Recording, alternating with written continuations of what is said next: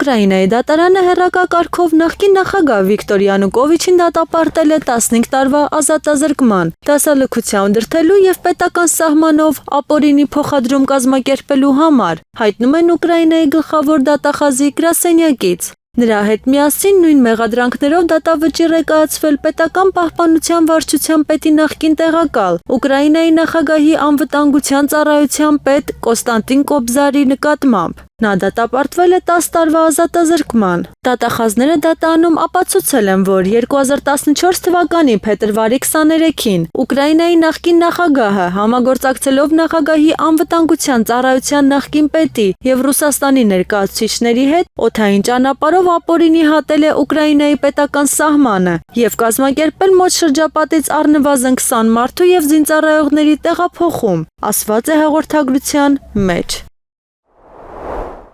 ԱՄՆ պետքարտուղար Մարկո Ռուբիոն և Թրամփի հատուկ բանագնաց Սթիվ Ուիթքոֆը հրաժարվել են ուկրաինացիների հետ բանակցություններից Լոնդոնում անցած շաբաթ, Ուկրաինայում հակամարտության կարգավորման հիմնական տարրերի վերաբերյալ նրանց առարկություններից հետո, այս մասին գրում է New York Times-ը։ Եվ Ուիթքոֆը և Ռուբիոն պլանավորում էին անցյալ շաբաթ Լոնդոնում մասնակցել ուկրաինացի պաշտոնյաների հետ մի շարք բանակցությունների, բայց դրանք չեղարկվեցին այն բանից հետո, երբ Զելենսկու օգնականները դեմ արտահայտվեցին կարգավորման առաջարկի հիմնական տարրերին, որը երկու ամերիկացիներ ներկայացրել էին ուկրաինացի բանակցողներին Փարիզում ապրիլի 17-ին, ասվում է Նյութում։ Ընդ որում նշվում է, որ բրիտանական մայրաքաղաքում հանդիպմանը ներկա են եղել ամերիկացի այլ պաշտոնյաներ։ Ռուսաստանի նախագահ Վլադիմիր Պուտինը հատուկ ռազմական գործողության ժամանակ ևս մեկ հրադադար է հայտարարել։ Նորը կգործի հաղթանակի 80-ամյակի օրերին, այս մասին հայտնում է Կրեմլի մամուլի ծառայությունը։ Նմանատիպ հայտարարություն է տարածել նաև Ռուսաստանի պաշտպանական գերատեսչությունը։ Կրեմլում նշել են, որ հրադադարը հայտարարվել է մարդասիրական նկատառումներով։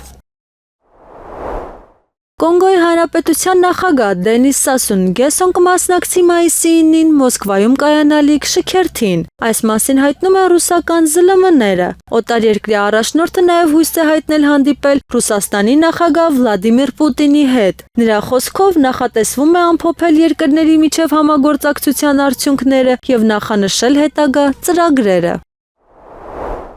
Մեծ Բրիտանիայի զոն Ուկրաինա զորախումբ ուղարկելու դեպքում ավելի շուտ կզբաղվի երկրի զինված ուժերի զինվորների ուսուցմամբ, քան մարտական գործողություններին մասնակցելով։ Այս մասին գրում է Telegraph պարբերականը, վկայակոչելով թագավորության պաշտպանության նախարար Ջոն Հիլի նամակը։ Հիլի հավաստիացմամբ Բրիտանիայի նպատակները կկենտրոնանան Ուկրաինայի ժամանակակից և մարտունակ զինված ուժերի վերականգնման վրա։ Պարբերականի տվյալներով Միացյալ Թագավորության պաշտպանության ստվերային նախարար Ջեյմս Քարթլիջը նամակ է գրել Հիլին, խնդրելով դիտարկել հնարավոր խաղաղապահների համար մարդու իրավունքների եվրոպական կոնվենցիայով նորմերի մասնակի չեղարկման հնարավորությունը։ Ի պատասխան Բրիտանիայի ՊՆ ղեկավարը մերժել է այդ կոչը, նշելով, որ Ուկրաինայում ռազմական կոնտինգենտի հայտնվելը չի խանգարի երկրին պահպանել մարդու իրավունքների եվրոպական կոնվենցիան։ Այն դեպքում, երբ Մեծ Բրիտանիան ռազմական գործողություններ է ձեռնարկում, նա լիովին պահպանում է բրիտանական և միջազգային օրենսդրությունը։